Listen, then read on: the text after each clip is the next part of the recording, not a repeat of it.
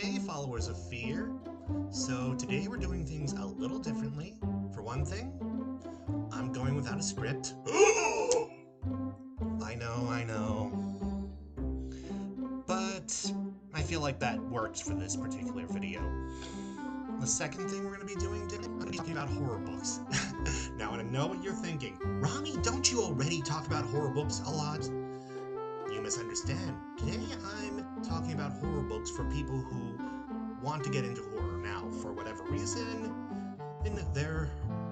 maybe it's Halloween, or the Halloween season, or maybe they've heard a lot about horror from a friend who really enjoys it. There are people out there who don't like horror, but they may want to dip their toes into the horror pool. So I created this video to give them a place to start, because, we don't want to give someone who's curious about horror something that's going to traumatize them forever.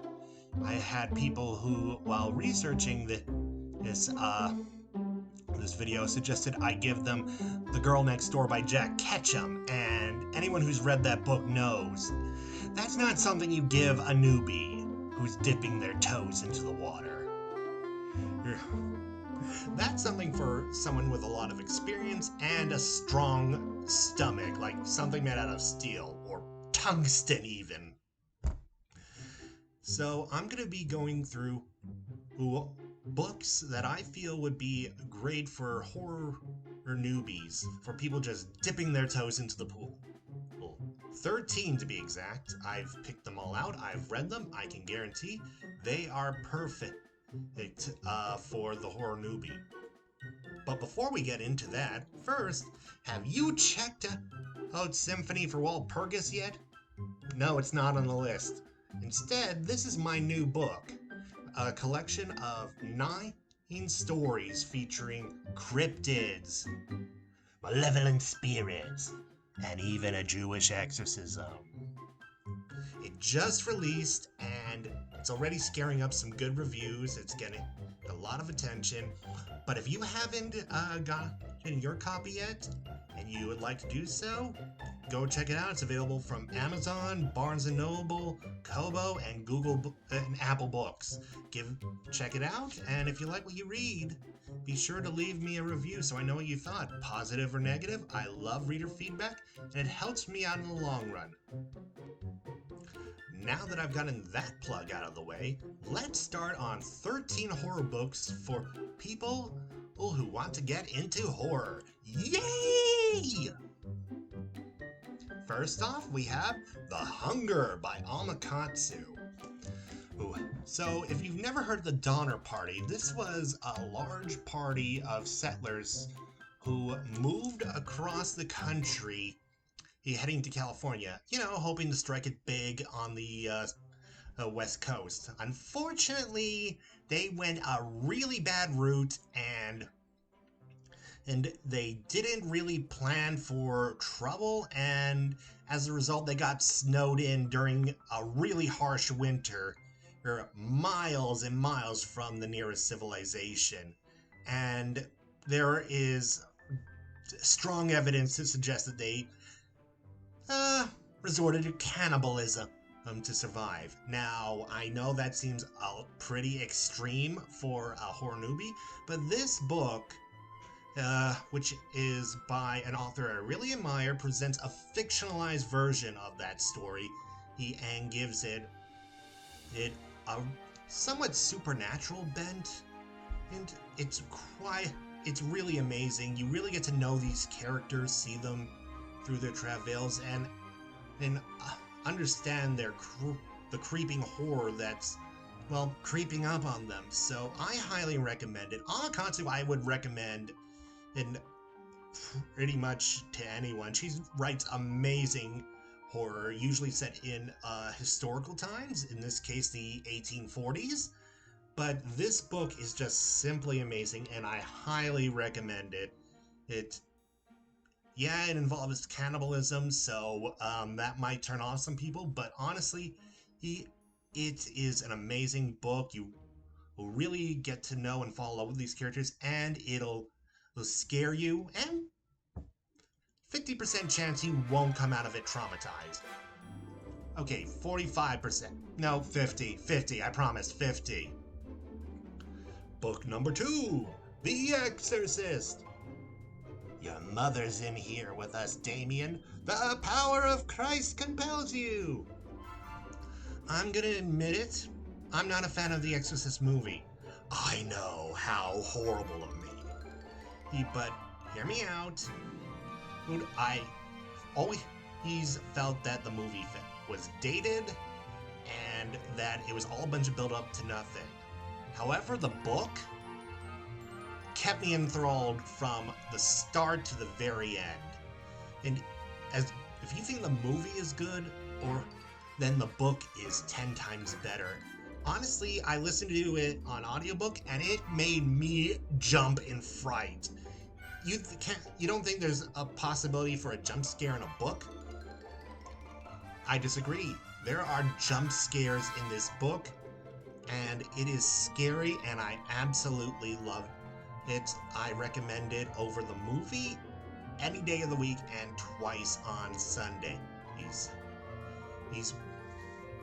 Oh, by the way, the audiobook is also amazing. I use a lot of audiobooks to read, and The Exorcist was great.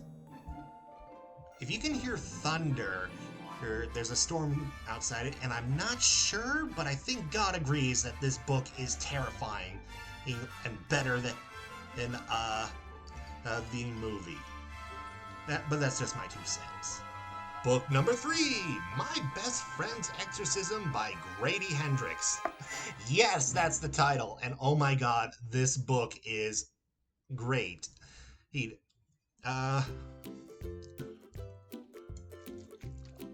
Taking place in the 1980s, so yeah, riding that 1980s nostalgia wave. Follows this girl in Charleston, South Carolina, whose best friend was friends with the most popular girl at her school. And one summer before the start of senior year, they try some drugs, and her best friend comes out of it really weird. And at first she thinks, oh no, my best friend may have been attacked or had a bad trip. But instead, it turns out she's been possessed.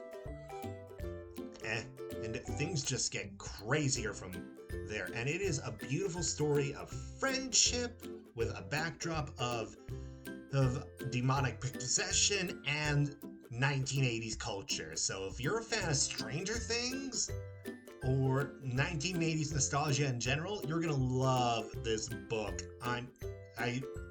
Grady Hendrix writes amazing stuff. I've never been dissatisfied with any of his books, but if you're gonna start out with one, I would recommend this one. And it is just amazing. And and trust me, its use of We Got the Beat by the Go-Go's in 2 important scenes. Mwah, chef's kiss. Book number 4, Rosemary's Baby by Ira Levin.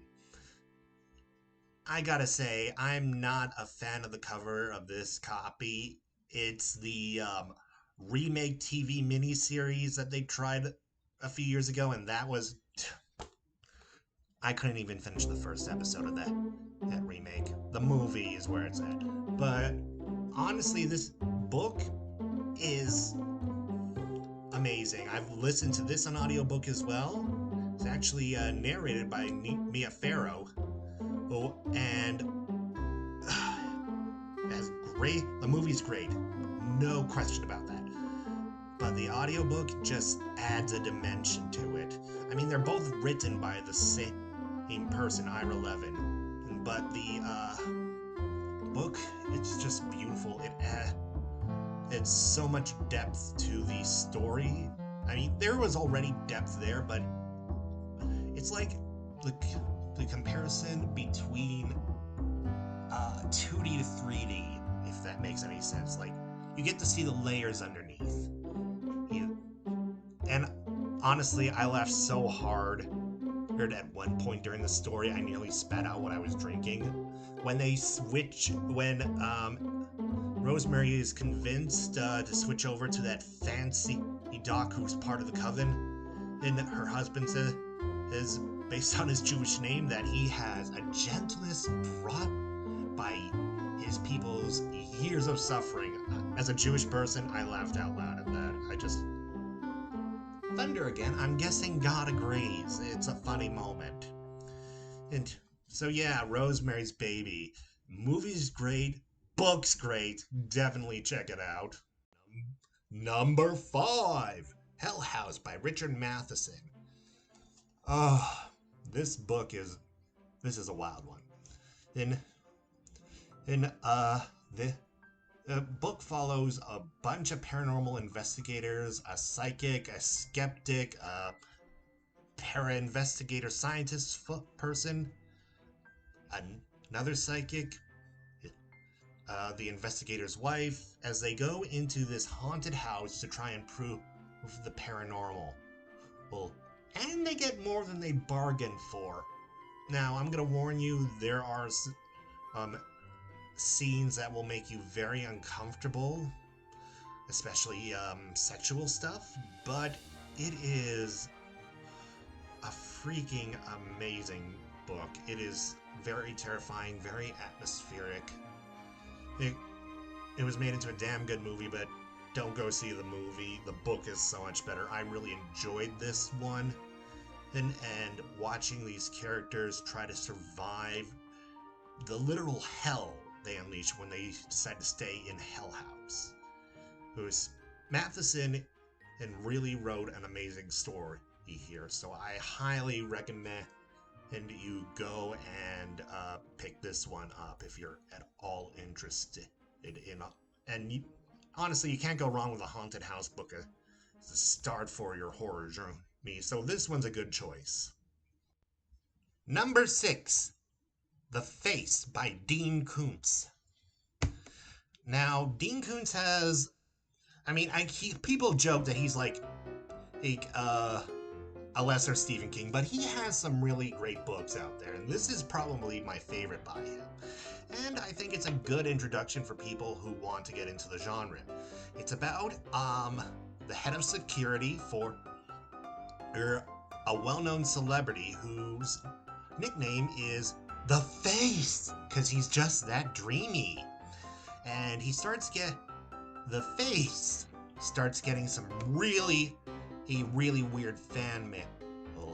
And our security chief starts to suspect something is afoot, and that someone dangerous is after his boss and his family. So he starts investigating, only to wind up confronting something that is more than it seems.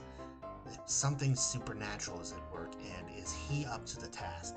At the same time, the celebrity, he's quiet, shy son, and start suspecting something is afoot as well when he is contacted by a being claiming to be a guardian angel.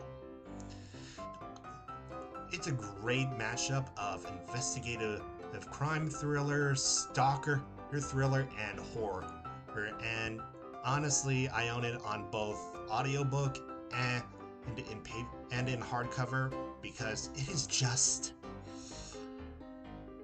that good. And honestly, it's very thrilling. It's a lot of fun. It's spooky. It's got a few moments that will make you cringe, and honestly, you're gonna be like, oh, your heartstrings will get tugged by these characters when you see what they go through and how they come out of it.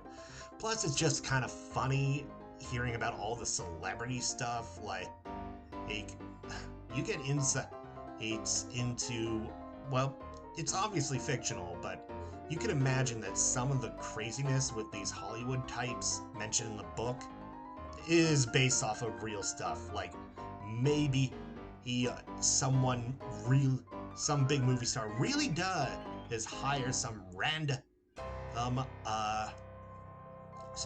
past life therapist who help his son get through his parents' divorce. I don't know, but it is pretty funny. I mean all the anecdotes involving what the Face does, because he's such a big celebrity. it makes me laugh. So yeah, I recommend The Face by Dean Koontz. Definitely check it out. Number 7, Dracula. Yeah, I could not have a list like this without having the big daddy of them all. Well, there's a reason why Dracula has endured over 100 and I want to say 28 years? Yeah, 1897, 2025. Yeah, 128 sounds right. But if my math in my head is wrong, correct me in the comments below. Anyway, the Dracula is just a great story. It is a slow burn horror story with all the gothic elements there. It's creepy. Dracula is menacing. There are some real thrills. And for all that Dracula's known, not many people have actually read the original book. They've seen movies and TV shows, but they haven't read the original book. So I highly recommend you check it out. You may not be able to get into it because it's told in the form of diary entries and newspaper clippings and whatnot, but if you give it a chance, it's, like I said, it's a great slow burn. Plus, you get the bragging rights to say you've read the original Dracula. And if paperback doesn't work for you, try audio. Believe me, it made a huge difference when I listened to it on audio. It just made everything so much more interesting. More thunder. I guess God agrees. Number 8, Entomophobia by Sarah Hans. Sarah's actually a good friend of mine, and she was one of my first picks for this list. Her book is a great introduction to the horror genre. Now, it's about this woman who's going through a really rough divorce, and she's definitely afraid of bugs. However, when she's trying to make ends meet, which actually comes back to haunt her when she tries to steal something from a store guarded by a fairy. And thus she starts to have her whole life menaced by bugs and mysterious supernatural entities, and things just kind of escalate, and she has to figure things out before her life is irrevocably changed, and she loses what matters most to her. It's a great book. You really feel for the main character. There's some definitely scary moments, but nothing that I feel like would traumatize a first-time reader to the genre. So, Entomophobia by Sarah Hans, definitely recommend. I will warn you ahead of time, there are actually 2 covers, because the book changed publishers at one point, so this is the original edition. The second edition features something like a giant praying mantis on the cover, so if you see a different book cover, but it has the same title and author, then you now know why. So yeah, Entomophobia by Sarah Hans. Check it out. Now for numbers 9 and 10, we're pulling from both vampire fiction and from my collection of vintage paperbacks. In fact, they're wrapped in plastic because I don't want them to fall apart. They're that old. But I absolutely love them, and they're important prizes to me. So, and honestly, you can get the books in newer editions. So I highly recommend doing that. Let's start with number 9, Interview with the Vampire by Anne Rice. I mean, this is responsible for the modern vampire. From Buffy to Twilight, Anne Rice revolutionized the vampire genre in a way we had not seen since Dracula. And it's a really beautiful book. Rich language, a past world that it feels like you could walk into. like you can almost imagine yourself walking the streets of 19th century New Orleans or Paris, France. It is a beautiful book about a vampire who tells his life to a journalist and all the tragedy that has come from being immortal. Anne Rice used this book to work through her trauma of losing her young daughter, and that really shows in this book, which is just frankly beautiful. That's the best way to describe it, beautiful. I would highly recommend this to anyone who wants to dip their toes into the genre and especially people who seem to think that horror is all blood and guts and gores and naked women for some reason. So yeah. Number 11! You can't really tell, but there is a girl's face printed into the front cover of this book. It's Salem's Lot by Stephen King.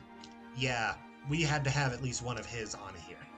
The funny thing is about this book, when they first published it, the idea was that people would be curious seeing a blank ink book and look through it to see if it was something they wanted to read, but turns out that was a bad idea. People saw a blank little black book in the supermarkets and the bookstores and just looked past it looking for things with titles that jumped out at them. So they reprinted the covers with the title and a fun illustration, and the rest was history. Salem's Lot became famous, but I managed to get my hands on an original copy, which, as you can see, has a girl's face kind of printed into it, embossed, I guess. It's not.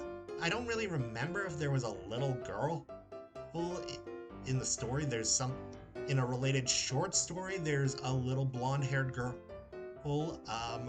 but not in the actual novel was there any emphasis on one. But anyway, I'm losing the thread. It takes place in the small town of Salem's Lot, Maine, in the 1970s, and follows a writer who goes there to deal with his trauma from his childhood living there.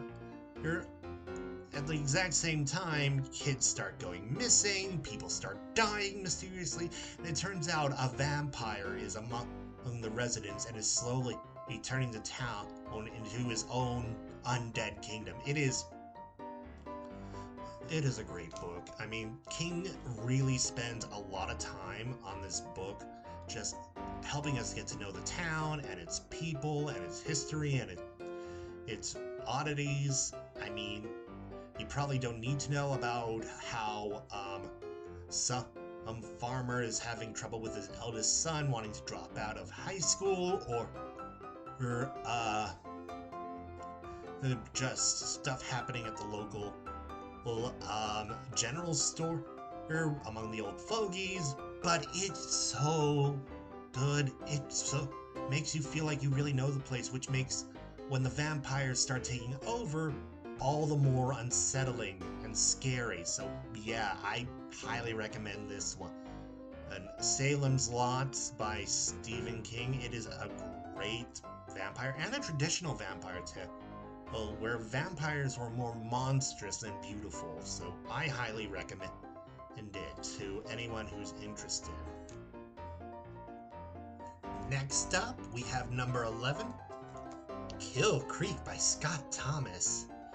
This is probably one of the best examples of modern gothic horror, and it is one of my favorite novels ever. It's about 4 horror writers go with his famous publisher slash horror promoter to a haunted house in the middle of Kansas to promote their work and get a nice viral Halloween video out of it. and they end up unleashing something within the house that starts to take over their lives.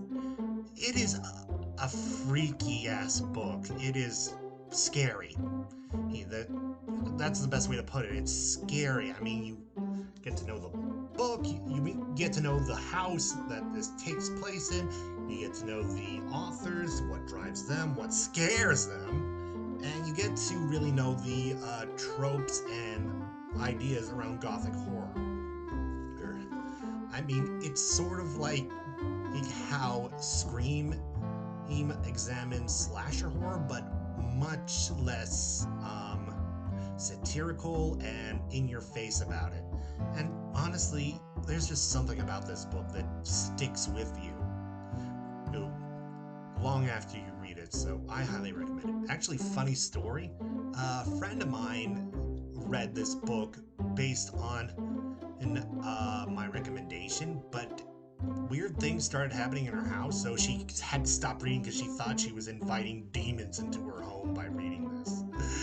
I don't know if that actually happened, but it's a pretty wild story. But yeah, Kill Creek, one of my favorites, highly recommended.